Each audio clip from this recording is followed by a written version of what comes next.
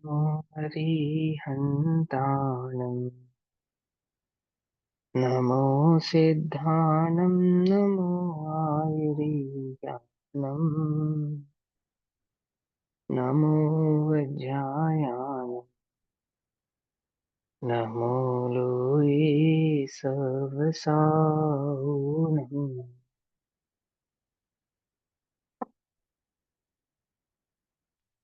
मङ्गलं भगवान् वीरो मङ्गलं गौतमो गणी मङ्गलं कुन्दकुन्दार्त्यो जैनधर्मोऽस्तु मङ्गलम् सर्वमङ्गल्यमाङ्गल्यम् सर्वकल्याणकारकम् प्रधानां सर्वधर्माणां जैनं जयतु शासनम् प्रचयति परं ज्योतिः समस्तैरनन्तपर्याये दर्पणतल इव सकला प्रतिफलति पदार्थमालिका यत्र।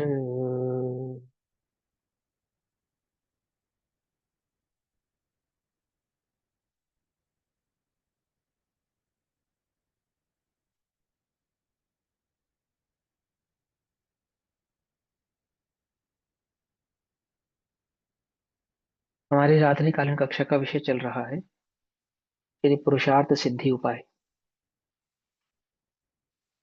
श्री पुरुषार्थ सिद्धि उपाय की चर्चा हम सभी आचार्य अमरचंद्र देव द्वारा रचित ग्रंथ के आधार से 128 नंबर का पेज और गाथा नंबर या कारिका नंबर 104 के आधार से कर रहे हैं। अचौर्यानुव्रत की चर्चा चल रही है सम्यक चारित्र अधिकार के अंतर्गत। और हिंसा और चोरी में अव्यापकता नहीं है किंतु व्यापकता है, यह भाव समझाने के लिए 104 नंबर का श्लोक कहते हैं। अर्थात ये कहना चाहते हैं हिंसा कहो अथवा चोरी कहो, ये दो अलग अलग बातें नहीं है। आप ये मत समझो कि आपने चोरी की है हिंसा नहीं की है। यदि चोरी की है तो हिंसा ही की है, अथवा हिंसा की है तो चोरी ही की है। क्योंकि चोरी मात्र वस्तु की नहीं हुई है, वस्तु के प्रति जिसकी वह वस्तु है उस वस्तु के प्रति उस जीव के जुड़े हुए जो भाव प्राण है अथवा भाव प्राणों के निमित्त से जो द्रव्य प्राणों का जुड़ान है, तो वस्तु के चोरी होने पर एक प्रकार से आपने उसके प्राणों की ही चोरी कर ली। समझे ना। और प्राणों की चोरी क्या है? हिंसा है। किसी के भी प्राणों का घात होना वह हिंसा है ना। तो आप अगर चोरी करते हैं और आप ये कहते हैं कि हमने तो चोरी की है हिंसा नहीं की, हमें चोरी का पाप लगेगा हिंसा का नहीं लगेगा। तो आचार्य कहते हैं हिंसा और चोरी में अव्यापकता नहीं है, अलग अलग नहीं है। अर्थात हिंसा अर्थात चोरी हिंसा में ही व्याप्ति है। चोरी हिंसा के भीतर ही रहती है, हिंसा के आधार से ही रहती है, ऐसा कहते हैं। क्या कहते हैं? 104 नंबर की कारिका। हिंसायास्ते यस्य जनावाप्याप्ति सुघटमेव सा यस्मात् ग्रहणे प्रमत्त योगो द्रवस्य स्वीकृतस्य मानन्य। हिंसा में और चोरी में अव्याप्ति दोष नहीं है, अर्थात चोरी हिंसा में ही व्याप्ति ही है। क्या होता है व्याप्ति का मतलब? रहना। व्यापना माने रहना। किस में व्यापना? हिंसा का चोरी में रहना। जैसे मिठास कहाँ रहती है? कि मिठास शक्कर में रहती है ना। उष्णता कहाँ रहती है? कि उष्णता अग्नि में रहती है। ऐसे ही चोरी कहाँ व्याप्तती है? कि चोरी भी हिंसा में ही व्याप्तती है। ठीक है ना। ऐसा अव्याप्ति दोष नहीं है, वह हिंसा बराबर घटित होती है। क्या कहा? जो चोरी है वो हिंसा के बराबर ही घटित होती है। अर्थात हिंसा चोरी का किया गया जो कार्य है, चोरी का किया गया जो परिणाम है, वह चोरी का परिणाम चोरी का कार्य एक प्रकार से आपने हिंसा का ही कार्य किया है, हिंसा का ही परिणाम किया है, ऐसा कह रहे हैं। कारण कि दूसरे के द्वारा स्वीकृत द्रव्य के ग्रहण में प्रमाद का योग है। क्या कहते हैं? दूसरे के द्वारा स्वीकृत अर्थात जो पदार्थ दूसरे का निहित है, जो इस लोक में पदार्थ इस बात के लिए अप्लाई हो चुका है कि ये पदार्थ मेरा नहीं अन्य का है ना। ऐसे पदार्थ की चोरी करने में क्या निहित? प्रमाद का योग। प्रमाद माने कषाय और मिथ्यात्व का मिलान ही वहां पर रहता है, अर्थात बिना मिथ्यात्व और बिना कषाय के जोड़ के आप ऐसा कार्य कर सकते नहीं है। अंतरंग में लोभ कषाय की तीव्रता के बिना आप किसी अन्य के सामान को हरण कर सकते नहीं है, चुरा सकते नहीं है, है ना, ऐसा कह रहे हैं। और चोरी किस किस चीज की होती है? चोरी बहुत चीजों की होती है। चोरी सिर्फ वस्तु की नहीं होती है, चोरी विचारों की भी होती है। समझे? किसी के द्वारा कहा गया कोई विचार आपने अपने नाम से डाल दिया, वो भी चोरी है ना। और चोरी कई प्रकार की है, इसमें बताया ना कि धन की चोरी तो है ही, मतलब परिग्रह संबंधी चोरी तो है ही, दास दासी की भी चोरी है, स्त्री की भी चोरी है, अन्य चीजों की भी चोरी है। तो चोरी जिस पे दूसरे का अधिकार है, ऐसी चीजों को हरण कर लेना वह चोरी है।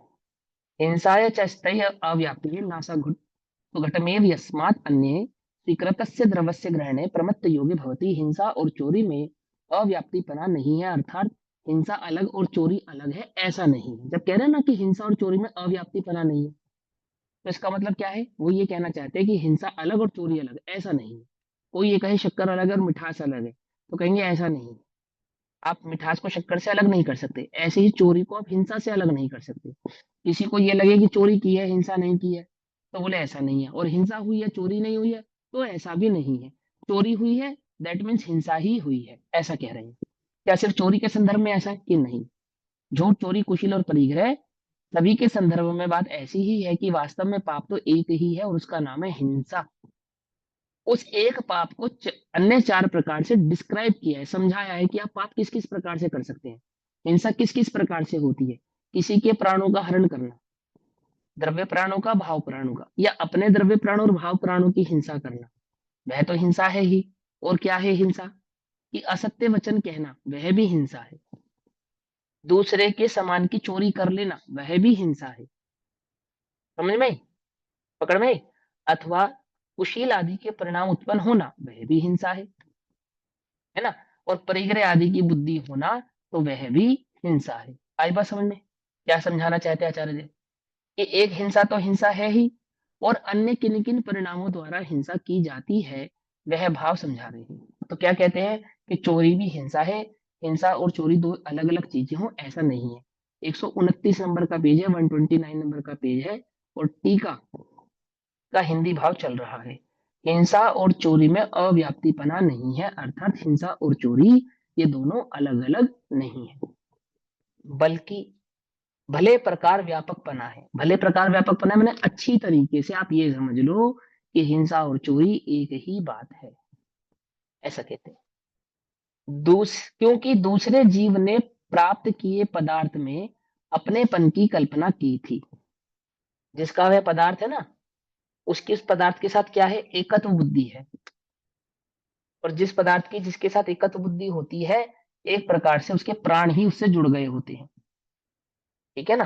तो जब आप वस्तु का हरण करेंगे, तो आप उसके प्राणों का ही हरण कर लेंगे, ऐसा कह रहे हैं ना। उसे ग्रहण करने में प्रमाद सहित योग होता ही है, अर्थात दूसरे की वस्तु को ग्रहण करने में वास्तव में तो ग्रहण नहीं, यहाँ पे हरण होना चाहिए। क्योंकि चोरी ग्रहण नहीं है, हरण है। हरण समझते हैं ना? बलात्पूर्वक किसी की वस्तु छीन लेना, किस किस प्रकार से? चोरी छल पूर्वक छीनना है। जैसे रावण ने सीता को चुराया, तो कैसे चुराया? छल से चुराया ना। सीता को ले गया वो रावण, तो छल से ले गया ना, छल। तो चोरी क्या है? किसी अन्य की वस्तु को छल से ग्रहण करना। एक तो जबरदस्ती चाकू दिखा के छीन लिया, उसको तो आप डकैती कहते हो, है ना। चुपके से उसके घर में घुस के छीन लिया, चोर चुरा के ले गए, उसको आप चोरी कहते हो। लेकिन छल से छीन लेना, छल से भी तो होता है, वो भी चोरी है ना। तो कई कई प्रकार से मायाचारी द्वारा अन्य अन्य प्रकार से जैसे ठग होता है, ठग आपको कैसे ठगता है? छल से ठगता है। वो चाकू नहीं दिखाता, पिस्तौल नहीं दिखाता, धमकी नहीं देता, पटा लेता है आपको, अपनी बातों में उलझा लेता है, और उलझा के आपकी वस्तु का हरण कर लेता है। ठीक है ना। तो क्या है? वह चोरी है। यदि हम भी ऐसा करते हैं तो क्या है? वह चोरी है। बात कुछ और हो, उसे कुछ और प्रकार से प्रिटेंड करके वस्तु का हरण कर लेते हैं। क्या है? ये चोरी है। तो क्या कहते हैं? उसे ग्रहण करने में प्रमाद सहित योग ही होता है। प्रमाद सहित योग, योग माने मन वचन काय। और मन वचन काय कैसे हो जाते हैं? प्रमाद सहित हो जाते हैं। प्रमाद सहित का अर्थात मिथ्यात्व और कषाय सहित हो जाते हैं। यदि किसी जीव को किसी काल में जिस समय जहां चोरी है वहां हिंसा ना हो तो अव्याप्ति दूषण हो सकता है, किंतु प्रमाद बिना चोरी बनती नहीं। क्या कहते हैं? जहां कहते हैं किसी जीव को किसी काल में जिस समय जहां चोरी है वहां उसने हिंसा नहीं की, चोरी तो की बट हिंसा नहीं की। हिंसा नहीं की अर्थात किसी को मार पीट के सामान नहीं चुराया आपने।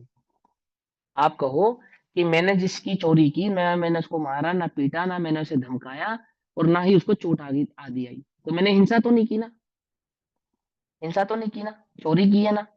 तो उसको कहते हैं नहीं भैया ये अव्याप्ति दूषण है, अर्थात चोरी भी हिंसा ही है, क्योंकि वह चोरी बिना प्रमाद के योग्य हो सकती नहीं। ऐसा अन्य के प्राणों की भी हिंसा है और अपने प्राणों की भी हिंसा है। तुम्हारे अपने अंतरंग की मन वचन कायों में, अच्छा, अथवा अंतरंग भाव प्राणों में तुमने जो चार कषाय चौकड़ी का उद्गम हुआ ना, उद्वेल ना हुई, तीव्र हुए, लोभ कषाय की तीव्रता हुई, छल कषाय की तीव्रता हुई, अथवा क्रोध आदि कषायों की तीव्रता हुई, उस तीव्रता में जो अंतरंग आत्मा के परिणामों का, अनुजीवी गुणों का घात हुआ, वो तुम्हारी हिंसा हुई। और जिस वस्तु को तुमने चुराया उस वस्तु से जुड़े हुए सामने वाले के जो भावना थी, उस सामने वाले जीव के जो प्राण थे, उसके कारण उसके चित्त में जो आर्त ध्यान की तीव्रता पैदा हुई, दुखी हुआ, रुदन हुआ, है ना, उसको तकलीफ हुई, तो वह उसके प्राण भाव प्राणों की हिंसा है। और कदाचित हो सकता है कि वो परेशानी में अपने द्रव्य प्राणों का भी घात कर दे। ठीक है ना? तो ऐसा तो नहीं है कि वहां हिंसा नहीं है, हिंसा तो है, बिल्कुल हिंसा है। प्रमाद का नाम ही हिंसा है, और चोरी में प्रमाद अवश्य ही है। हिंसा तो आत्मा में उत्पन्न होने वाले राग द्वेष परिणामों का ही नाम तो हिंसा है, और वो प्रमाद हुए बिना तो चोरी हुई नहीं है। तो हिंसा तो हुई है, आप ऐसा मत कहो कि वहां पे हिंसा नहीं हुई है, हिंसा तो हुई है, क्योंकि प्रमाद का नाम ही हिंसा है। इसीलिए ऐसा सिद्ध हुआ कि जहां जहां चोरी है वहां वहां हिंसा अवश्य ही है। हिंसा और चोरी में अतिव्याप्तिपना भी नहीं है। अव्याप्ति तो है नहीं, अतिव्याप्ति भी नहीं है। अतिव्याप्ति का मतलब क्या होता है? अतिव्याप्ति कि जो दोनों में पाया जाए। अतिव्याप्ति का मतलब क्या होता है? दोष होता है, तीन प्रकार के दोष होते हैं, अव्याप्ति, अतिव्याप्ति और असंभव। ठीक है ना? न्याय में ये तीन प्रकार के दोष पढ़ाए जाते हैं। जब हम किसी वस्तु की सिद्धि करते हैं तो उस वस्तु की सिद्धि करते हैं तो उसके तीन लक्षण होने चाहिए। ये तीन लक्षणाभास उसमें नहीं होना चाहिए, लक्षण होना चाहिए, लक्षणाभास नहीं होना चाहिए। फॉर एग्जाम्पल, जैसे किसी ने कहा अगर हमें जगत में शक्कर को पहचानना है तो हम उसका क्या लक्षण बनाएं? तो किसी ने कहा कि हम उस शक्कर का लक्षण बनाते हैं काला। सफेद। काला, ठीक है। तो वो कहते हैं कि जगत में कहीं पे भी शक्कर प्राप्त हो वो काले रंग के साथ तो प्राप्त नहीं होती, ये तो असंभव है। समझे नहीं समझे? तो फिर किसी ने कहा कि चलो फिर हम सफेद लक्षण बना लेते हैं। तो उन्होंने कहा सफेद तो नमक में भी होता है, सफेद तो दूध भी होता है ना, तो वो लक्षण तो नहीं बना सकते हम, है ना। तो कहते हैं कि चलो एक काम करते हैं, हम लिक्विड लक्षण बनाते हैं, चीनी का, शक्कर का लिक्विड लक्षण बनाते हैं, लिक्विड, तरल। तो कहते हैं कि तरल लक्षण भी नहीं बना सकते। तो उन्होंने कहा कि सफेद लक्षण तो, आपकी बात हमने मान ली कि सफेद लक्षण ऐसा है कि वो नमक में भी है और शक्कर में भी, हालांकि तरल लक्षण भी अन्य पदार्थों में भी पाया जाता है, पर मैं उदाहरण के तौर से समझा रहा हूँ अभी तो, क्योंकि मैंने अव्याप्ति, अतिव्याप्ति आदि आपको पहले अच्छे से समझाए हैं, अभी तो सिर्फ आपको याद दिलाने के लिए कह रहा हूँ। तो उन्होंने कहा देखो भाई, हमेशा, हमेशा क्या शक्कर लिक्विड फॉर्म में पाई जाती है? बोले हमेशा तो नहीं पाई जाती, है ना। तो उन्होंने कहा, बोले अव्याप्ति लक्षण है ये। अव्याप्ति लक्षण मतलब कि कहीं कहीं पे तो लिक्विड फॉर्म में पाई जाती है, कहीं कहीं पे सॉलिड फॉर्म में भी पाई जाती है। और सफेद में क्या दिक्कत है? बोले सफेद अतिव्याप्ति लक्षण है। बोले अतिव्याप्ति लक्षण मतलब कि वो सफेदी शक्कर में भी पाई जाती है और वो सफेदी नमक में भी पाई जाती है। तो बोले फिर आप ही बता दो क्या लक्षण बनाए? बोले हम लक्षण बनाएंगे मिठास। बोले ऐसा क्यों? कि मिठास सिवाय शक्कर के और कहीं प्राप्त होती नहीं, इसलिए उसका वास्तविक लक्षण हम मिठास ही बनाएंगे। ठीक है ना? अब हमें शक्कर के लक्षण नहीं सिद्ध करने, हमें तो वस्तु के लक्षण सिद्ध करने हैं। आत्मा का लक्षण सिद्ध करने के लिए ये व्याप्ति दोषों को समझाया गया। इसी प्रकार यह कहते हैं कि जो चोरी है, लोक में ऐसी मान्यता है कि चोरी अलग है, हिंसा अलग है। तो आचार्य कहते हैं कि भैया ऐसा नहीं है, चोरी और हिंसा अलग अलग नहीं, एक ही है। ना कि सिर्फ चोरी, झूठ, चोरी, कुशील और परिग्रह, ये चारों पाप भी हिंसा ही हैं। ये वास्तव में तो हिंसा के भेद हैं। ये कोई अलग पाप है, अलग कैटेगरी के पाप है, ऐसा नहीं है। पाप तो एक ही है। क्या नाम है उस एक पाप का नाम? उस एक पाप का नाम है हिंसा। और हिंसा किसे कहते हैं? कि आत्मा में उत्पन्न हुए मोह राग द्वेष के परिणाम का नाम ही हिंसा है ना? कि मैंने तो किसी को मारा नहीं, मैंने तो किसी का बुरा किया नहीं, मैंने तो किसी को सताया नहीं, आप मुझे हिंसक क्यों कहते हो? तो कहते हैं कि भैया चोरी में अपने और अन्य के भाव प्राणों का घात हुआ है, और अपने और अन्य के जो भाव प्राणों का घात हुआ है, इसके कारण वह हिंसा का ही एक भेद है। अब वही समझाते हैं कि चोरी में अति व्याप्ति दोष नहीं है, अर्थात चोरी के द्वारा लगाया हुआ जो हिंसा का परिणाम है, वो अन्य जगह भी व्याप्तता हो, ऐसा नहीं है। वह मात्र हिंसा में ही व्याप्तता है, ऐसा है। ये समझाएंगे क्या कहते हैं। नातिव्याप्तिश्च तयोः प्रमत्तयोगैककारणविरोधात् अपि कर्मानुग्रहणे निरागाणाम विद्यमानत्वात्। और वीतरागी पुरुषों के प्रमत्त योग रूप एक कारण के विरोध से द्रव्य क्रम नो क्रम की वर्गणाओं को ग्रहण करने में निश्चय से चोरी की अनुपस्थिति से उन दोनों में अर्थात हिंसा और चोरी में अति व्याप्ति भी नहीं है। क्या उदाहरण दिया उन्होंने? उदाहरण समझ में आया आपको? कोई ये कहता है कि चोरी अलग है और हिंसा अलग है, ठीक है ना? अथवा जो आप कह रहे हो ना अति व्याप्ति, अथवा जो आप कह रहे हो ना कि चोरी और हिंसा एक ही है, तो चोरी का जो परिणाम है वो सिर्फ हिंसा में नहीं, वो तो अन्य जगह भी व्याप्तता है। वो समझा रहे हैं, तो कहते हैं कि नहीं व्याप्तता। क्यों नहीं व्याप्तता? तो उदाहरण दिया। उदाहरण क्या दिया? वीतरागी पुरुषों के। वीतरागी पुरुष कौन होते हैं?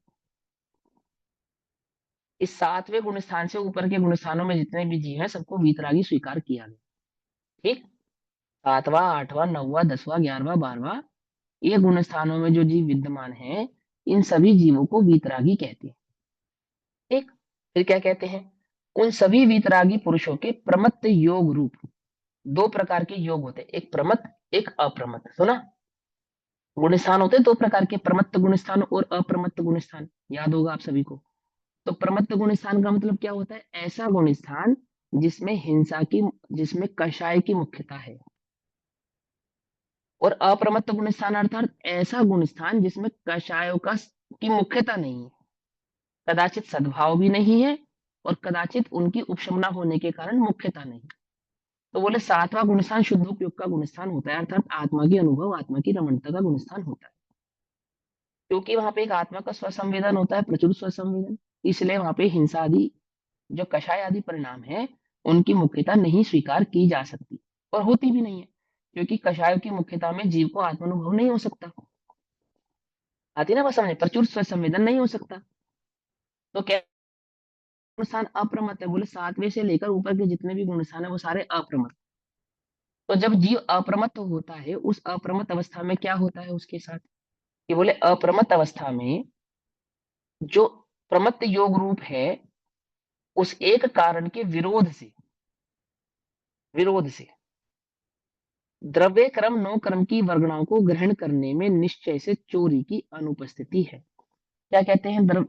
दो प्रकार की क्रम वर्गणाओं का आश्रय होता है, एक द्रव्य क्रम और एक नो क्रम। ठीक। द्रव्य क्रम और नो क्रम, ये दो प्रकार की वर्गणाओं का आश्रय होता है। बोलिए दो क्रम प्रकार की वर्गणाओं का जो आश्रय होता है, उन दो प्रकार की वर्गणाओं के आश्रय होने में जो मूलभूत कारण निमित्त है, वो मूलभूत कारण तो प्रमाद है, प्रमत्त प्रमाद है। और क्या हुआ कि निश्चय से उनके वह होता नहीं, वीतरागी पुरुषों के वह होता नहीं।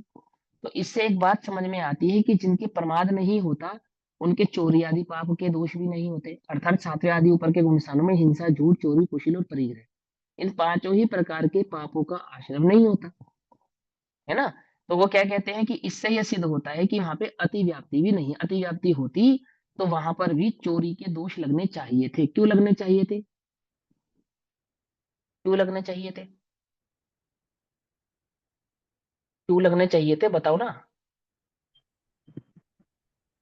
क्योंकि वहां कषाय होंगे ना, वो अप्रमत्त होते ना। हाँ, क्योंकि वहां पे कषायों का सद्भाव तो है पर उदय नहीं है। अप्रमत्त भाव से देखो क्या कहते हैं, सुनो। हिंसा और चोरी में अतिव्याप्तिपना भी नहीं है। अतिव्याप्तिपना का मतलब चोरी करने से हिंसा का भी दोष लगे और अन्य में भी उसका व्यापकपना हो। बोले ऐसा नहीं है, अर्थात चोरी हो और हिंसा ना हो, ऐसा नहीं है। ठीक। तथा हिंसा हो और चोरी ना हो, ऐसा भी नहीं है।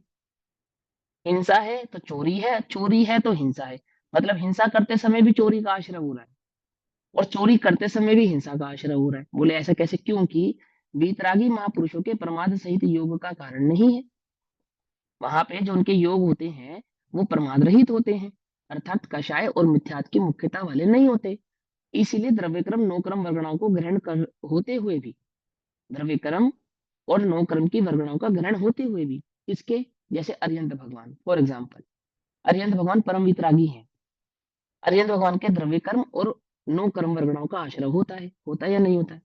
देह आदि की स्थिति बनी रहती है ना उनको, तो उसमें द्रव्य कर्म, चार आघाती कर्मों की वहां पे अभी उपस्थिति होने के कारण, और नो कर्म यानी कि शरीर आदि की उपस्थिति होने के कारण वो होता है। लेकिन उसमें जो मूल कारण है बंध का, है ना?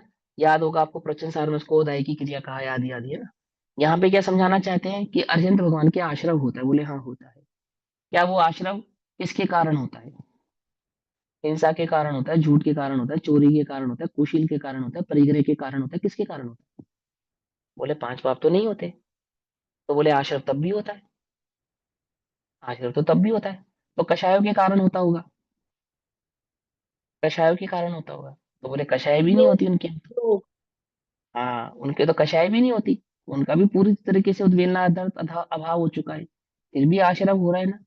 परंतु उस आश्रम में किसी भी प्रकार का पाप और किसी भी प्रकार की कषाय निहित नहीं है, और इसीलिए आश्रम में चोरी का होना अति व्याप्ति दोष भी नहीं है। कहते हैं द्रव्यक्रम नोक्रम वर्गणाओं को ग्रहण होते हुए भी प्रमाद ना होने से चोरी का सद्भाव नहीं है। आश्रम तो है परंतु पांच पाप और चार कषायों का सद्भाव नहीं है, ऐसा कहना है। मतलब बिना जहाँ दी जहाँ मिथ्यात्व और कषाय होगा वहां वहां हिंसा और मतलब होगी चोरी ही होगी। होगी होगी। होगी। और जहां जहां हिंसा होगी वहां हिंसा, झूठ, चोरी, कुशील, परिग्रह पांचों ही पाप है, ऐसा कह रहे हैं ये। ठीक। बिना दी हुई वस्तु का ग्रहण चोरी है। वीतरागी महापुरुषों के कर्म नोकर्म वर्गणाओं का ग्रहण होता है, और वे वर्गणाएं किसी की दी हुई नहीं है। किसी की दी हुई नहीं है ना, क्योंकि वहां पे तो उनके स्वयं के भाव कर्म भी नहीं है, तो उनको चोरी का दोष होना चाहिए फिर तो। वहां उनके चोरी का प्रसंग आता, परंतु प्रमाद और योग बिना चोरी नहीं कहलाती। एक उदाहरण दिया, अनंत भगवान की वर्गणाएं ग्रहण हो रही है, तो ग्रहण हो रही है तो किसके कारण ग्रहण हो रही है? क्या वो ग्रहण करना चाहते हैं इसके कारण हो रही है? इच्छा आदि है इसके कारण हो रही है? कषाय आदि का सद्भाव है इसके कारण हो रही है? किसके कारण हो रही है? कि कोई कारण नहीं है, हो रही है ना ग्रहण। तो चोरी हो रही है इसका मतलब? हो तो बोले नहीं, चोरी नहीं, क्योंकि वहां प्रमाद आदि भाव नहीं है। प्रमाद योग है वही हिंसा है, इसीलिए अति व्याप्ति दोष नहीं आता। यदि हिंसा प्रमाद योग बिना चोरी हो सकती है तो अति व्याप्ति दोष आता। क्या कहा? यदि चोरी या हिंसा बिना प्रमाद की भी होती तो अति व्याप्ति दोष आता कि प्रमाद के बिना भी होती है, परंतु प्रमाद के बिना नहीं होती। इसलिए प्रमाद चोरी हिंसा में अति व्याप्ति पना है। क्या मतलब? बिना प्रमाद के हिंसा और चोरी के परिणाम नहीं होते, और हिंसा और चोरी के परिणामों में प्रमाद होता ही होता है। अतः यह बात सिद्ध हुई कि जहां चोरी है वहां हिंसा है, इसलिए अति व्याप्ति नहीं है। जहां हिंसा नहीं वहां चोरी भी नहीं। ठीक। तथा जहां चोरी नहीं वहां हिंसा भी नहीं, इस कारण अति व्याप्ति नहीं। अतः चोरी हिंसा रूप ही है। तो चोरी के त्याग के प्रकार की भावना भाते हैं। इसीलिए यह चोरी जो कि बंध का कारण है, हिंसा का कारण है, कुगतियों का कारण है, सम्यक दर्शन ज्ञान चरित्र से दूर ले जाने का कारण है, संसार में परिभ्रमण का कारण है। इस चोरी के त्याग की भावना भाते हुए 106 नंबर के श्लोक कहते हैं, असमर्थाय कर्तुन्निपानित्यो यादि हरणा विनिवृत्तिम तैरपि समस्तम परम नित्यपमत्तम परित्यज्याजयम। जो जीव दूसरे के कुआं, बावड़ी आदि जलाशयों का जल इत्यादि त्याग करने में असमर्थ है। देखो क्या समझा रहे हैं, अभी उस टाइम के हिसाब से टीका कर रहे हैं ना इसकी। देखो उन्होंने कहा चोरी किस चीज की है, बोले किसी भी चीज की चोरी। दो प्रकार की चीजों की चोरी चोरी नहीं मानी गई, हवा और पानी, या हवा और मिट्टी। पानी की भी मानी गई, हवा और मिट्टी की नहीं मानी गई, है ना। एक तो श्वास, उस पे किसी का अधिकार नहीं है, हवा, है ना। और एक मिट्टी, बोले ये दो चीजें ऐसी हैं, अगर आपने इन्हें ग्रहण किया तो चोरी नहीं कहलाएगी बिना पूछे, लेकिन इसके सिवा अगर आपने कुछ और ग्रहण किया तो वो चोरी कहलाएगी। तो उन्होंने सबसे कॉमन चीज ली, सबसे कॉमन चीज पानी। तो क्या होता है कि गांव में, खेतों के आसपास लोग अपनी बावड़ियां अथवा अपने कुएं खुदवा लेते हैं। अब कुआं किसी के खेत में खुदा है, तो जिसके खेत में खुदा है कुआं उसी का कहलाएगा, है ना। अथवा बावड़ी जिसकी जगह पे खुदी है, तो जिसकी जगह पे खुदी है उसी की कहलाएगी। अब गंगा जमुना तो है नहीं जिसपे किसी का अधिकार नहीं है, लेकिन कुआ बावड़ी तो ऐसे है ना जिसने अपनी पर्सनल जगह पे खुदवा लिया। कुछ ऐसी होती है जो प्राकृतिक रूप से बन जाती हैं। जो प्राकृतिक रूप से बन जाती हैं उनकी बात नहीं कर रहे हैं, जिन्होंने पर्सनल, किसी ने कुआ किसी ने बावड़ी खुदवा दी, और कोई प्यासा उस कुएं या बावड़ी का पानी पी ले या ले ले, तो कहते हैं चोरी है। अब इतनी कॉमन चोरी, बोले सबसे सूक्ष्म बात है ये, सबसे सबसे स्थूल एकदम, कि क्या बात कर रहे हो, कुएं का पानी पीना चोरी है। कि हाँ, यदि वो किसी के पर्सनल जगह पे खुदा है और पर्सनल जगह पे खुदे हुए कुएं का पानी पी रहे हो बिना उसकी आज्ञा के, तो चोरी है। अब ये कहते हैं कि यदि मान के चलो तुम इतनी चोरी छोड़ने में असमर्थ नहीं हो, इतनी चोरी बिल्कुल कॉमन एकदम, जिसके बिना तुम्हारी बात चलेगी नहीं, कहानी बनेगी नहीं। किसकी बात कर रहे हैं, गृहस्थों की बात कर रहे हैं, मुनिराजों की बात नहीं कर रहे। पानी की बात चल रही है ना, उदाहरण पानी का दिया।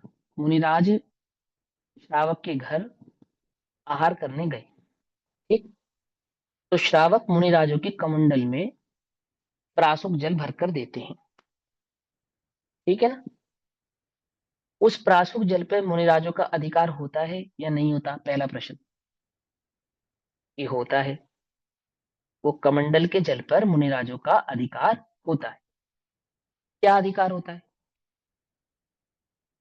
क्या अधिकार होता है, कि श्रावक मुनिराज के कमंडल में जो जल भरता है, उस जल को भरकर एक भावना से भरता है, वो एक ही भावना से। क्या है वो भावना, शौच शुद्धि की भावना हेतु। क्या कहा, शुद्धि की भावना हेतु गृहस्थ मुनिराजों के कमंडल में जल भरकर देता है। और यदि वे मुनिराज शौच शुद्धि से अतिरिक्त उस कमंडल के जल का प्रयोग करते हैं, तो उन्हें चोरी का दोष लगता है। चोरी, सिर्फ चोरी का दोष नहीं लगता, हिंसा का भी दोष लगता है। क्योंकि अधिकृत कार्य की जो रेखा है ना, सीमा रेखा, उसका उल्लंघन किया है आपने। और वो उल्लंघन बिना कषायों के हो सकता नहीं है, परिणामों की उस रेखा का उल्लंघन बिना कषायों के होता नहीं है। क्या कहा, आई बस समझ में, समझ में आती है ना। वे मुनिराज उस जल, उस कमंडल के जल को क्या नहीं कर सकते, स्वयं तो पी सकते हैं नहीं है, अन्य को भी पिला सकते नहीं, है ना। और एक बात बताऊं, आपको शायद पता नहीं होगी, अपने कमंडल का जल अन्य मुनिराज को शौच शुद्धि के लिए भी मुनिराज देते नहीं है, मालूम।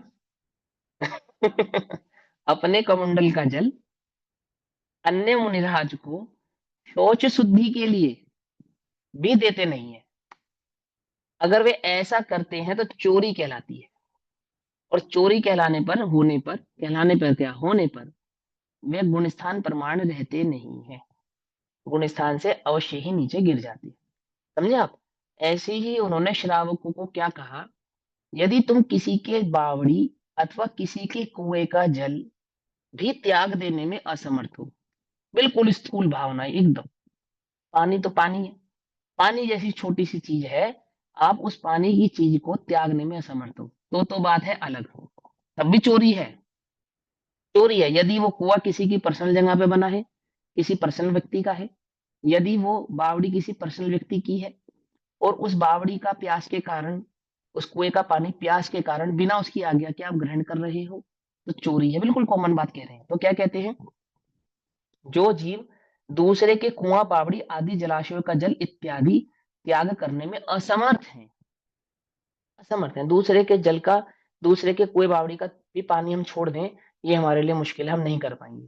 तो क्या कहते हैं, उन्हें भी अन्य सर्व बिना दी हुई वस्तु के ग्रहण करने का हमेशा त्याग तो करना ही चाहिए। भले ही तुम बिना मांगे, किसी का बिना मांगे पानी पी लो, इतनी बात तो ठीक है, लेकिन पानी के सिवा अन्य वस्तु तो तुम्हें किसी अन्य की ग्रहण करनी नहीं चाहिए, बिना उसकी आज्ञा के लेनी नहीं चाहिए। आई बात समझ में? क्या क्या आ गया इसमें, इसमें अन्न भी आ गया, इसमें वस्त्र भी आ गए, इसमें धन भी आ गया, थलचर जलचर आदि आदि समस्त जीव आ गए। बोले पानी, एक पानी, किसको, गृहस्थ को कह रहे हैं ये बात, मुनिराजों को नहीं कह रहे। आई बात समझ में, है ना? फिर अगर मुनिराजों को गृहस्थ आदि का पानी नहीं मिले, बाई चांस उनको आकड़ी नहीं बनती, नहीं बनती ना, तो उस समय वो जल का कैसे करेंगे, वो तो जंगल में चले गए, जंगल में चले गए तब क्या करेंगे? तो शौच शुद्धि आदि के लिए मुनिराजों को एक छूट है। क्या छूट है? कि वो जो बहता हुआ पानी होता है ना, बहता हुआ पानी, उस बहते हुए पानी को सिर्फ 48 मिनट के लिए, मात्र 48 मिनट भर के लिए ग्रहण कर सकते हैं, कमंडल भर जितना, बस। रखते नहीं है उसको कमंडल के अंदर पानी को, कितनी देर के लिए? शौच शुद्धि की इमरजेंसी हो गई ना, उस इमरजेंसी के निवारण हेतु बहते हुए जल को ग्रहण कर लेते हैं। अथवा ऐसे तालाब के पानी को ग्रहण कर सकते हैं जिस तालाब पर प्रचुर मात्रा में सूरज का प्रकाश पड़ रहा हो, या सूरज के प्रकाश के कारण उस तालाब का जो पानी है वो उष्ण अवस्था को प्राप्त हो गया हो। ऐसे तालाब या बहते हुए जल को ग्रहण कर सकते हैं मुनिराज, शौच शुद्धि के लिए, पीने के लिए, पिलाने के लिए नहीं। और बताऊं, जंगल में मुनिराज अपने कमंडल का पानी तो किसी को देते नहीं, वे ये भी नहीं कहते कि यहाँ से 2 हाथ की दूरी पे नदी बह रही है, ऐसा भी नहीं कहते। ठीक है ना? अब उनकी वीतरागता को बड़ी गहराई से समझो। क्या कहते हैं कि गृहस्थ को कहते हैं कि जल को छोड़कर अन्य किसी वस्तु को बिना आज्ञा के ग्रहण नहीं करना चाहिए, इतना तो त्याग तुम्हें अवश्य ही करना चाहिए। इतना त्याग तुम करो तो अणुव्रति कहलाओगे। क्या कहते हैं, जो जीव कुआं, नदी, बावड़ी आदि के पीने रूप जल से लेकर और मिट्टी आदि प्रमुख वस्तुएं जो सामान्य जनता के उपयोग के लिए होती हैं, ठीक, उनके ग्रहण का त्याग करने में अशक्त है। इसमें भावार्थ में मिट्टी को भी जल के साथ जोड़ दिया। उन्हें भी हमेशा दूसरे के द्वारा दी हुई वस्तुओं के अलावा अन्य समस्त वस्तुओं के ग्रहण का त्याग करना चाहिए। ठीक है ना? भावार्थ, चोरी का त्याग भी 2 प्रकार से है, एक सर्वथा और दूसरा एक देश, अर्थात एक मुनि अवस्था रूप और एक गृहस्थ अवस्था रूप। सर्वथा त्याग तो मुनि धर्म में ही होता है, अतः वह बन सके तो अवश्य ही करना चाहिए। मुनिराज तो किसी के द्वारा, बिना दिए द्वारा जल भी नहीं लेते, और कदाचित वो नदी आदि का, तालाब आदि का जल लेते हैं तो कौन सा जल लेते हैं, कमंडल भर, इतना भर, है ना? तो उसका भी प्रायश्चित लेते हैं, मालूम, उसका भी प्रायश्चित लेते हैं वो। गुरु के समक्ष, गुरु नहीं होते तो अन्य विधियों से उसका प्रायश्चित लिया जाता है, क्योंकि वो बिना आज्ञा के ही ग्रहण हुआ है, भले ही वो प्रकृति का है, किसी पे उसका अधिकार नहीं है आदि आदि, तो भी उन्होंने बिना आज्ञा के ग्रहण किया है उसको। ठीक। और श्रावक को क्या कहते हैं, यदि वे इतना भी ना बने श्रावक के लिए, तो क्या करे? बोले जो कॉमन चीज है, कौन कौन सी, जल और मिट्टी, इतनी भर वस्तु तुमने बिना आज्ञा के ग्रहण कर ली तो कर ली, सो मिट्टी भी कैसी, तुम्हारे घर के सामने किसी का मकान बनता हो और तुम उसके बिना आज्ञा के उसका रेता चुरा लो, वो नहीं। उसकी बात नहीं कर रहे, समझे नहीं समझे? कि हमें तो छूट है मिट्टी चुराने की। ये किस मिट्टी की बात कर रहे हैं? कॉमन मिट्टी होता है, हाथ धोने के लिए बाई चांस हमको मिट्टी की आवश्यकता पड़ गई, अन्य किसी कार्य को करने के लिए थोड़ी आपको मिट्टी की आवश्यकता पड़ गई, वो, या अपने प्यास भर बुझाने के लिए जल की आवश्यकता पड़ गई, वो उसकी बात कर रहे हैं ये, है ना? यदि कदाचित ना बने तो एक देश त्याग रूप श्रावक धर्म का पालन अवश्य करना चाहिए। श्रावक धर्म का पालन क्या है? कि श्रावक भी किसी अन्य के जल और मिट्टी को छोड़कर अन्य वस्तु को ग्रहण करते नहीं है बिना उसकी आज्ञा के, ऐसा कह रहे हैं। ठीक। तो ये त्याछल नहीं ग्रहण करना, मिट्टी माने ऐसी मिट्टी नहीं जैसे मैंने अभी बताई आपको। श्रावक कुआं, नदी आदि का पानी, खान की मिट्टी इत्यादि किसी के बिना पूछे भी ग्रहण कर ले, तो उसका नाम चोरी नहीं है। क्या कहते हैं?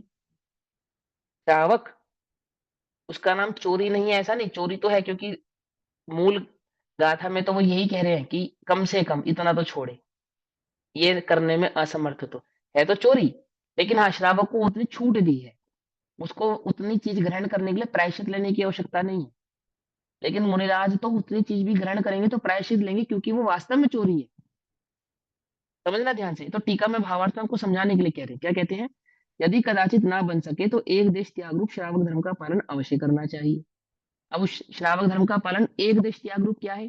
पानी और मिट्टी का ग्रहण आपने कर लिया, कर लिया, छूट है, इसका मतलब चोरी नहीं है ऐसा नहीं है। हाँ, इसके लिए आपको प्रायश्चित करने की आवश्यकता नहीं है, लेकिन मुनिराज इसका भी प्रायश्चित लेते हैं, इसलिए वो एक देश आ गया। ठीक। श्रावक कुआं, नदी आदि का पानी, खान की मिट्टी इत्यादि किसी के बिना पूछे भी ग्रहण कर ले तो उसका नाम चोरी नहीं है, और समस्त ही बिना दी हुई वस्तुओं का त्याग करता है। इसके अतिरिक्त अन्य कुछ भी जो वह ग्रहण करता है, वो सभी की सभी चोरी की श्रेणी में घटित हो जाते हैं, और श्रावक को ऐसी चोरी नहीं करनी चाहिए, ऐसा कह रहे हैं। अब पूज्य गुरुदेव श्री का एक कोट है, इस पेज नंबर 131 पर, उसको पढ़ते हैं। धन्य आज का दिन, चैतन्य की मस्ती में मस्त मुनि को देखते हुए गृहस्थ को ऐसा भाव आता है कि आहा।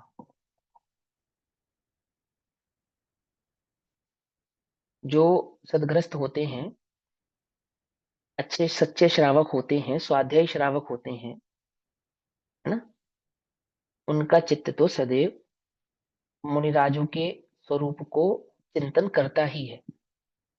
सच्चे श्रावक का जो चित्त होता है ना, और वो सच्चे श्रावक का चित्त जब मुनिराजों का स्मरण करता है, तो उसे क्या दिखाई देता है? कि मुनिराजों की व चैतन्य की मस्ती दिखाई देती है, वो चैतन्य का आनंद दिखाई देता है, वह प्रचुर स्व संवेदन दिखाई देता है, जिसका भोग वे मुनिराज कर रहे हैं। क्या नहीं दिखाई देता? ध्यान से समझना। वे मुनिराजों को 22 परिचय को झेलते हुए बेचारा ऐसा नहीं देखता। ये कैसी बात कर रहे हो आप? कि हाँ, वो मुनिराजों को देखकर उन पे करुणा नहीं आती उसको। क्या आती है? देखो, मैं तुम्हें एक बात समझाता हूँ। जब तुम अपने देश के सैनिक को देखते हो, तो अपने देश के सैनिक को देख के तुम्हें उस पर करुणा आती है, या उसको देखकर तुम्हारे अंदर में जोश आता है? क्या आता है? बोलो। और क्या आना चाहिए? करुणा आनी चाहिए, या उसको देखकर तुम्हारे भीतर भी जोश आना चाहिए? क्या आना चाहिए? जोश। जोश। जोश आना चाहिए। वास्तविक और सच्चा सैनिक होगा जो, वो भी यही चाहेगा कि मुझे देखकर आपको मेरे ऊपर ऐसा भाव नहीं आना चाहिए, करुणा। नहीं तो मुझ में और भिखारी में क्या अंतर है? नहीं तो मुझ में और भिखारी में, दीनहीन में क्या अंतर है? तुमने एक सड़क पे चलता हुआ बाबा देखा, है ना, और तुमने मुनिराज को देखा। उस बाबा को देखकर भी तुम्हें लगा हाँ बेचारा, और उन मुनिराजों को देखकर भी तुम्हें आया अरे बेचारे। तो उन दोनों में कोई अंतर ही नहीं है, है? गुरुदेव कहते हैं बाबा नहीं है वो, बादशाह है वो, बादशाह। कौन? वो मुनिराज बादशाह है, जिनके समक्ष चक्रवर्ती भी नतमस्तक हो रहे हैं, झुक रहे हैं। वे करुणा नहीं कर रहे हैं, वे चाहते हैं कि उन्हें भी उस आनंद, उस पद की प्राप्ति हो, जिस आनंद, जिस पद का भोग ये मुनिराज कर रहे हैं। वे उनको 22 परिचय से, मलिन देह से नहीं देखते, नहीं देखते, नगन अवस्था से नहीं देखते। नगन तो है, देह कदाचित मलिन भी है, 700 वर्ष तक का कोढ़ भी है, कदाचित है, उसमें क्या आपत्ति है? 22 परिचय भी है, 3 दिन 4 दिन 5 दिन का आहार ना मिला हो तो देह में कृशता भी है ना। तो भी उनको देखकर सच्चा श्रावक क्या नहीं, उसके चित्त में क्या भाव उत्पन्न नहीं होता?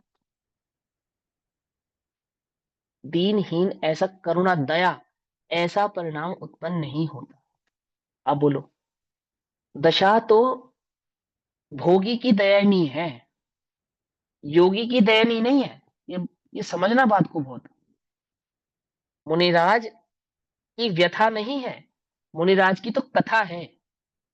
व्यथा तो किसकी है? व्यथा तो श्रावक की है, मुनिराजों की व्यथा नहीं होती, मुनिराजों की तो कथा होती है, और श्रावकों की होती है व्यथा, तो कि अपना दुखड़ा जाके कहाँ रोई। क्या कहा, कुछ समझ में आई बात नहीं समझ? दशा चारों गति की दयनीय, दया का न किंतु यहाँ विधान। और मुनिराजों के लिए क्या लिखा है? मुनि सकल व्रति बड़ भागी। बड़भागी माने, बड़भागी माने बड़े भाग्य हैं जिनके, बड़े भागी। अहो, अहो अहो भाग्य हैं। मुनि सकल व्रति बड़ भागी, भव भोगन में वैरागी। समझ में बात नहीं समझी? जिन्हें भोगों की वस्तुओं से, विषयों की, कषायों की वासनाओं से वैराग उत्पन्न हुआ है, उनके भाग्य तो बड़े हैं। और जिन्हें विषय कषाय ही सूझ रहा है, वे दयनीय अवस्था के जीव हैं। आती है वो समझ में, है ना? मैंने तुम्हें सुना है ना किस्सा, याद है बैरागियों के साथ?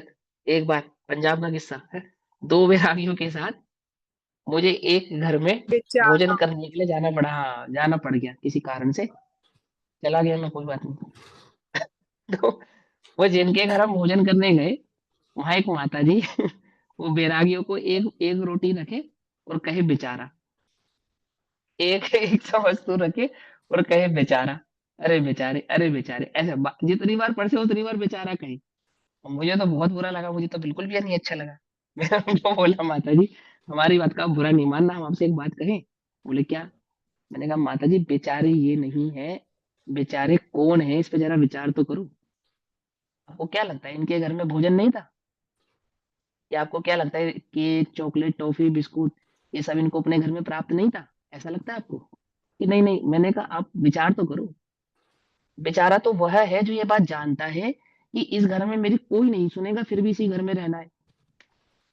बेचारा तो वो है जिसको ये बात पता है कि अब मेरी यहाँ इज्जत नहीं है, फिर भी मैं यहीं रहूंगा, फिर भी मुझे यहीं रहना है।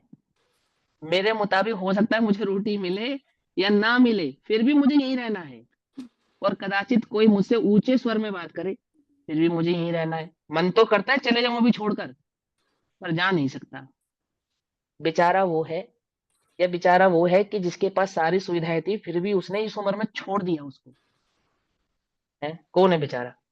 जिस उम्र में हड्डियां भी मजबूत है, शरीर में भी ताजगी है, सुंदर देह है, दुनिया में क्या प्राप्त नहीं कर सकता, वह भोगों की उस भाग्य को छोड़कर, भोगों की उस राह को छोड़कर इस वैराग्य की राह में आया है, वो बेचारा है।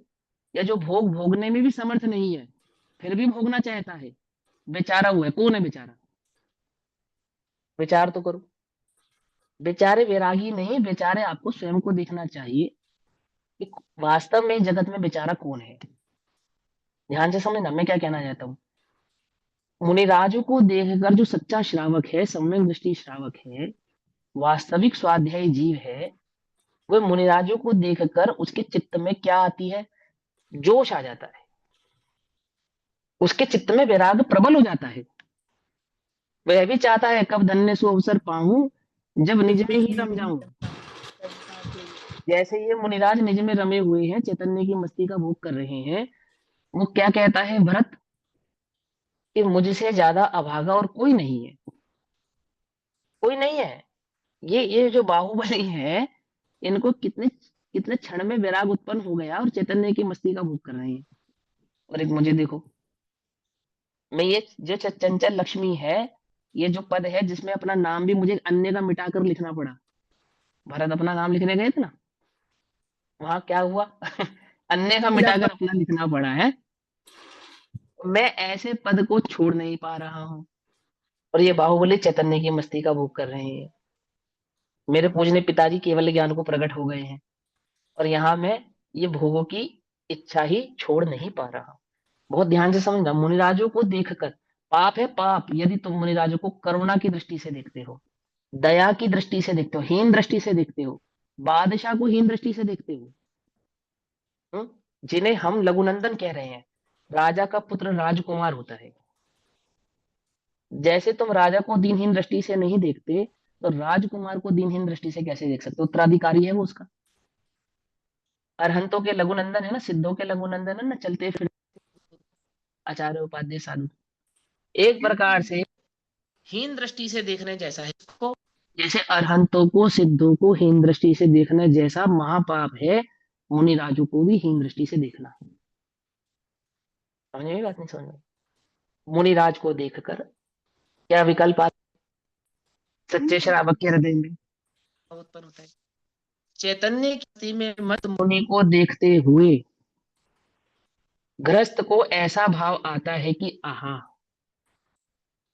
आहा, रत्नत्रय साधने वाले संत को शरीर की अनुकूलता रहे ऐसा आहार औषध देऊं, ये भाव तो आता है, लेकिन दया के परिणाम से नहीं, हीनता के परिणाम से नहीं। समझ में आई बात? क्या कहा? रत्नत्रय साधने वाले संत के शरीर की आता रहे, इस भावना से मैं उन्हें आहार भी दूं, योग्य औषधि भी दूं, जिससे वे रत्नत्रय को निर्विघ्न साधें, कोई विघ्न उनके उत्पन्न ना हो। मुनिराजों के विघ्न होता ही नहीं। ये तो गृहस्थों का विकल्प है। क्या विकल्प है? कि उनकी उस साधना में किसी प्रकार का विघ्न उनको पड़े नहीं, है ना, ऐसा विकल्प है। इसमें मोक्ष मार्ग का बहुमान है। अहो धन्य ये संत, देखो क्या लिखा, अहो धन्य, धन्य ये संत, और धन्य आज का दिन कि मेरे आंगन में मोक्ष मार्गी मुनिराज के चरण पड़े। हम्म? आज तो मेरे आंगन में साक्षात मोक्ष मार्ग ही आ गया है, साक्षात मोक्ष मार्ग ही आया है। आहा, धन्य ऐसे मोक्ष मार्गी मुनियों को जिन्हें देखते ही श्रावक का हृदय क्या हो जाता है? रोमांच बहुमान से उछल चल जाता है। जाता है। बस बहुमान से उछल जाता है। मैंने कहा ना, जैसे तुम अपने देश के सैनिक को देखते हो, जोश आ जाना चाहिए। मुनिराजों को देखकर तुम्हारे हृदय में बहुमान आना चाहिए। ऐसी नहीं है भैया हमारे मुस्लिम, अपने लिए तो बड़ा मुश्किल, हम नहीं कर सकते। अरे ऐसा विचार करो कब धन्य दिन आएगी मुझे भी ये दशा प्राप्त हो। ठीक है ना? लेकिन जिसको विषय वासना ही प्यारी है, उसको तो क्या लगता है, जगत में विषय कषायों के जो भोग उपलब्ध है यही बादशाही है ना?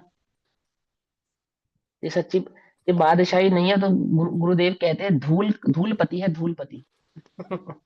धूल का पति, समझे?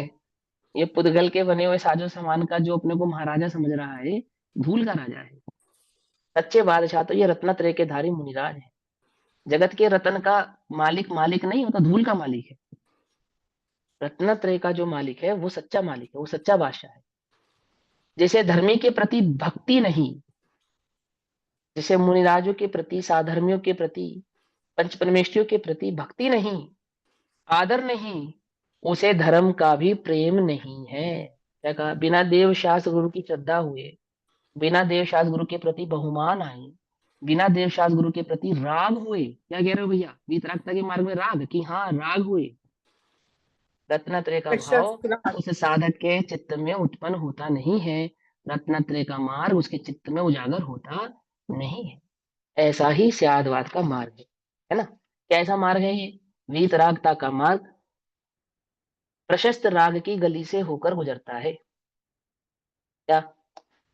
ये जो वीतरागता का मार्ग है ना, वीतरागता की जो मंजिल है, ये कहाँ से होकर गुजरती है? प्रशस्त राग की गलियों से होकर जाता है ये। आप उन प्रशस्त राग की गलियों को चाह कर भी अवॉइड कर सकते नहीं हैं। आप चाहें कि हम अवॉइड कर दें, हो ही नहीं सकता, मार्ग ही वही है। लेकिन प्रशस्त राग उपादेय नहीं है, उपादेय तो वीतरागता ही है। परंतु जिन्हें वीतरागता उपादेय है, उन्हें प्रशस्त राग की भावना हुए बिना रहती नहीं, करे क्या? और उस प्रशस्त राग की भावना में अटकते भी नहीं। और प्रशस्त राग ये नहीं कि मुनिराजों को दीनहीन भावना से देखा जाए। प्रशस्त राग, सच्चा प्रशस्त राग तो यह है जो मुनिराजों की वास्तविक अवस्था को जानता है और धन्य मानता है कि अहो मुझे इन मुनिराज के दर्शन हुए, अहो मुझे इन मुनिराजों का उपदेश प्राप्त हुआ, अहो मुझे सौभाग्य प्राप्त हुआ इन्हें आहार देने का, और तब धन्य अवसर में पाऊं जब मैं स्वयं भी इन्हीं के साथ इन्हीं की जैसी दशा को प्राप्त हो जाए। संत साधु बन के विचरू, वह घड़ी कब आएगी, है? ऐसा विचार वह करता है। अब ब्रह्मचर्य व्रत की भावना भाते हैं 132 नंबर के पेज पर 107 नंबर की कारिका, 107 नंबर का श्लोक है। ब्रह्मचार्य अनुव्रत की चर्चा है सम्यक चारित्र अधिकार के अंतर्गत पुरुषार्थ सिद्धि उपाय के माध्यम से। कहते हैं कुशील अब्रह्म का स्वरूप, शील नहीं होना ही कुशील है। शील माने मर्यादा। इसकी मर्यादा मन वचन काय तीनों की मर्यादा। पांच इंद्रिय के भोग उपभोग की वस्तुओं की जो मर्यादा है, गुण स्थान प्रमाण, उस मर्यादा के उल्लंघन का नाम ही कुशील है और मर्यादा में रहना ही शील है। ऐसा कैसे? यद्वेद राग योगान मैथुन भिद्यते तद्ब्रह्म अवतरति तत्र हिंसा वधस्य सर्वत्र सद्भावा। कुशील भी हिंसा है, हिंसा से कुछ अलग नहीं है ना? जो वेद के राग रूप योग से, वेद के राग रूप योग से अर्थात स्त्री वेद पुरुष वेद और नपुंसक वेद के योग से उदय से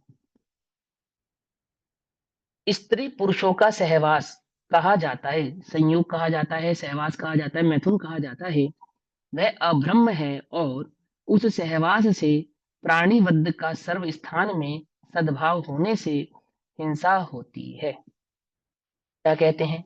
स्त्री वेद पुरुष वेद और नपुंसक वेद के परिणाम रूप राग भाव सहित योग से सबसे पहले तो अंतरंग में परिणामों की मलिनता होती है। पहली हिंसा तो ये होती है दोनों की।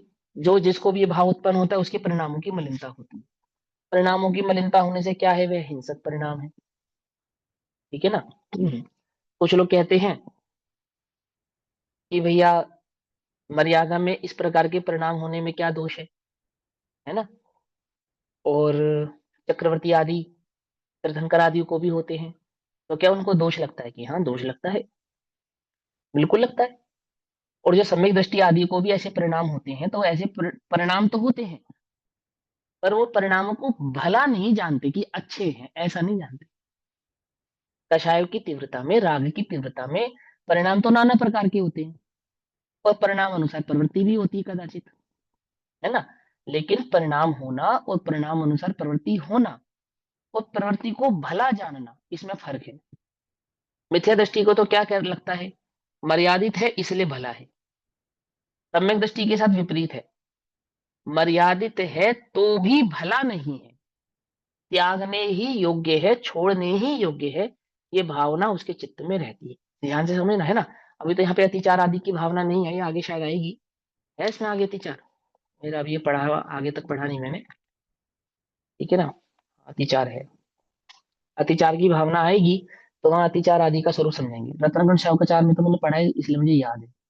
हाँ, तो क्या कहते हैं कि स्त्री वेद पुरुष वेद नपुंसक वेद के परिणाम रूप राग भाव सहित योग से मैथुन अर्थात स्त्री पुरुष का मिलकर काम सेवन करना, तो वह कुशील है। अब ये दो प्रकार के, एक तो अंतरंग में परिणाम उत्पन्न हुआ और दूसरा उस प्रकार की प्रवृत्ति हुई, तो दोनों ही क्या है? ये दोनों कुशील की भावना कहलाती है। अब्रह्म है, उस कुशील में हिंसा उत्पन्न होती है। मानसिक और शारीरिक दोनों प्रकार की हिंसाएं होती हैं। कारण कि कुशील करने और करने वाले के सर्वत्र हिंसा का सद्भाव है। हमेशा उस परिणाम में हिंसा ही का व्यापना होता है। अब ये कहते हैं अति व्याप्ति दोष नहीं, इसमें भी व्याप्ति भाव है। अर्थात कुशील और हिंसा दोनों एकार्थवाची ही हैं। आप ये नहीं समझे कि कुशील सेवन किया और हिंसा नहीं की, तो ऐसा नहीं है ना? पिछली संतति से चला ही आ रहा है, झूठ चोरी कुशील और परिग्रह, ये सब ही हिंसा के ही भेद है। भावार्थ, स्त्री की योनि नाभि कूच और कांख में मनुष्याकार समूर्छित पंचेंद्रिय जीव उत्पन्न होते हैं। कर्णान्यु का ये कथन है कि स्त्री के शरीर में कुदरती नेचुरली 5 स्थान बताए उन्होंने। योनि नाभि कूच और कांख, कांख माने बगल अथवा जो जंघा आदि के स्थान होते हैं सबको कांख कहते हैं, जहाँ पे हमारा शरीर जुड़ता है ना? एक कांख बन जाती है, जैसे हथेली पे कांख बना लेते हैं ना, वो ऐसी कांख बन जाती है। तो जगत में तो बगल को कांख कहते हैं, अंडर आर्म्स को, लेकिन वो जांग के हिस्से और जो बगल के हिस्से दोनों कांख कहलाते हैं। तो क्या कहते हैं? इन नाभि कूच और कांख आदि जो वहां पे समूर्छन जीवों की उत्पत्ति होती है, स्त्री की मुख्यता से कह रहे हैं, है ना? समूर्छन जीव होते हैं मनुष्य आकार, मनुष्य आकार ही होते हुए कैसे? असंगी, संगी नहीं होते, लेकिन उनका आकार मनुष्य होता है। कितने सूक्ष्म होते हैं? केवल ज्ञान गम्य होते हैं, केवल ज्ञानी भगवान द्वारा जाने गए हैं। और ऐसे जीवों की उत्पत्ति निरंतर होती रहती है, होते रहते हैं, मरते रहते हैं, होते रहते हैं, मरते रहते हैं। ऐसे जीवों की उत्पत्ति उनके होती रहती है। ये सब भाव क्यों बतलाए जा रहे हैं? अभी तो समय हो गया। वैराग्य के स्थान को धारण करने के लिए बतलाए जा रहे हैं।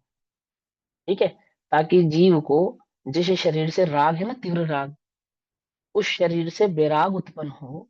इसलिए उस शरीर के स्वरूप को यहाँ पर बतला रहे हैं, द्वेष बुद्धि से नहीं, स्वरूप को बतला रहे हैं। कि वो मलमूत्र मांस का घड़ा रात दिन सड़ा, क्या है उसमें? कोई दम नहीं है। तो वो उसको भावना जागृत कराने के लिए, समझाने के लिए। और वास्तविक, ऐसा काल्पनिक करके बता रहे हो, झूठ झूठ बोल रहे हो, ऐसा नहीं। जो उसका वास्तविक स्वरूप है, जैसा उसका स्वरूप है, वैसा उसका वास्तविक और वैसा का वैसा स्वरूप यहाँ पर बतलाया जा रहा है, ताकि जीव को वह भाव से वैराग उत्पन्न हो, उसको समझ में आए कि जिस भोग के चक्कर में मैं अपने इन भावों को खराब कर रहा हूँ, वास्तव में उन भोगों का अथवा उस देह का स्वरूप कैसा है। बाकी चर्चा समय अनुसार करेंगे, तब तक के लिए सभी को जय जिनेंद्र। भैया, ओम नमः जो सिद्धेभ्य। ये हाँ। समूचन जीव होते हैं, तो ये हाँ, मतलब इनकी पर्याप्तता पूरी हो जाती है या नहीं होती? अपर्याप्तक होते हैं वो, तो आप करना नियम से पढ़ अच्छा लेना, वैसे ठीक है, अपर्याप्तक ही होते हैं। पर्याप्त, ठीक है, हाँ। उसमें है ना। निर्वर्ती अप्राप्त, पर्याप्त। हाँ, सब मूर्छना अपर्याप्तक होते हैं। तो है कोई अपनी क्लास में करना नहीं का स्टूडेंट नहीं है क्या? पूछ रहे थे। भैया ये स्त्रियों के ही होते हैं कि पुरुषों के भी होते हैं? स्त्रियों के ही होते हैं, पुरुषों के भी होते हैं, लेकिन समूर्छन नहीं होते। मतलब मनुष्याकार समूर्छन नहीं होते, उनके सूक्ष्म होते हैं, एक इंद्रिय आदि होते हैं। वहां पे इंद्रियों की मुख्यता की अपेक्षा से, मैंने जीव की पर्याप्ति और उसकी जो इंद्रियों की प्राप्ति है ना, उससे उसकी हिंसा अधिक है। जैसे एक इंद्रिय से अधिक दो इंद्रिय, दो इंद्रिय से अधिक तीन इंद्रिय, तीन इंद्रिय से अधिक चार इंद्रिय, ऐसा है ना। हाँ, हिंसा की अधिकता होने के कारण, अधिकता होने के कारण स्त्री के शरीर की बात कर रहे हैं। होते पुरुष के भी है, पर उतने ऐसे नहीं होते जैसे स्त्रियों के होते, इसलिए। ठीक।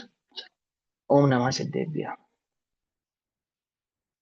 निज निधि निज में बताई, यह अनंत उपकार है। उसके लिए जिनवाणी माँ को वंदना शत बार है।